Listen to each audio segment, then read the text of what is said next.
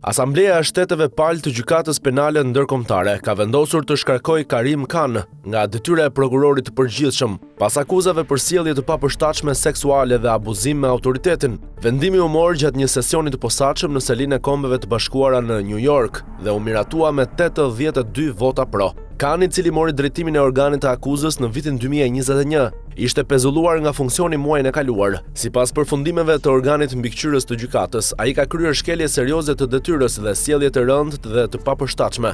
Hetimi arriti në përfundimin se Khan kishte krijuar një marrëdhënie të papërshtatshme me një punonjëse të re të ICC-s dhe kishte tentuar ta pengonte atë të ndiqte zyrtarisht ankesën ndaj tij. Ish prokurori ka hedhur poshtë vazhdimisht akuzat. Përmes avokatit të tij, ai njoftoi se vendimi do të ankimohet në të gjitha rrugët ligjore të mundshme, duke e cilësuar procedurën si të padrejtë dhe në kundërshtim me ligjin. Procedurat ndaj Khan nisën pas denoncimeve të para të bëra në maj të vitit 2024. Një hetim fillestar u mbyll pasi personi që pretendonte se ishte viktimë nuk pranoi të merrte pjesë në proces. Më pas çështja u kalua zyrës së Kombeve të Bashkuara për mbikëqyrjen e brendshme, e cila zhvilloi një hetim më shumë se një vjeçar, nga nëntori 2024 deri në dhjetor 2025. Gjatë kësaj periudhe u administruan mbi 5000 faqe dokumente, dëshmi dhe materiale hetimore. Shkarkimi i Khan ndodh në një moment delikat për Gjykatën Penale Ndërkombëtare, e cila prej muajsh është nën presion politik. Shtetet e Bashkuara vendosën sanksione ndaj tij pasi ai kërkoi lëshimin e urdhër arresteve për kryeministrin izraelit Benjamin Netanyahu